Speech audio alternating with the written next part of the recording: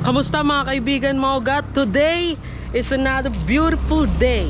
Ayun, ang agenda natin ngayon is manunundo ng magandang babae. Pero bago ang lahat mga kaibigan, shoutout nga pala sa mga nakalaro ko sa Valorant. May GC kami sa Facebook. Before I let you go, gonna get a kiss good night, baby. Before I let you... Shoutout kay Sean, kay Lay, kay JM, tangina mo JM, tsaka kay Nessie. At yung mga iba pa natin kasama sa GC. Shoutout sa inyo. Sana mag-radiant na tayo balang araw. Tangina, hinihingal ako dun ah. May ice cream. Magkano po yan? 20. May 20, may 30, may 15. May...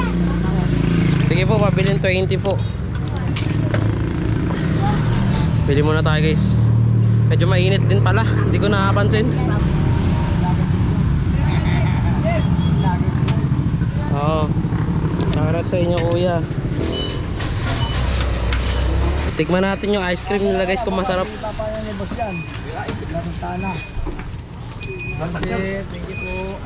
Thank you po guys.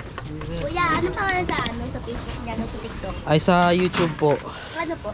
Mark Lency Arsenal. Pero tikman muna natin to guys.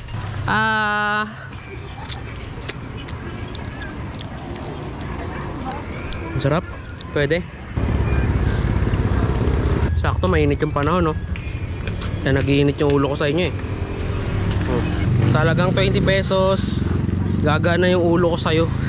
Maganda naman yung panahon, kaso pucha, ang init. Grabe ang init man. Pero ang ganda na panahon.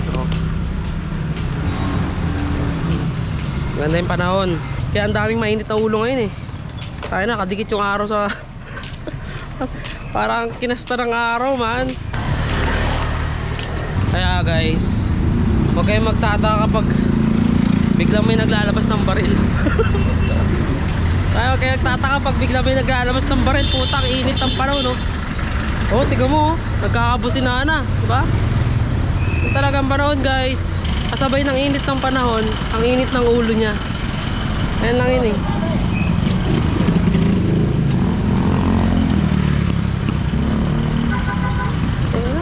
So eh, sakit tayo dito.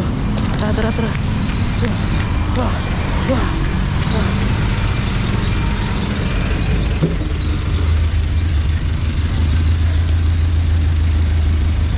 Success. Dito na tayo guys. Sa Red Ribbon.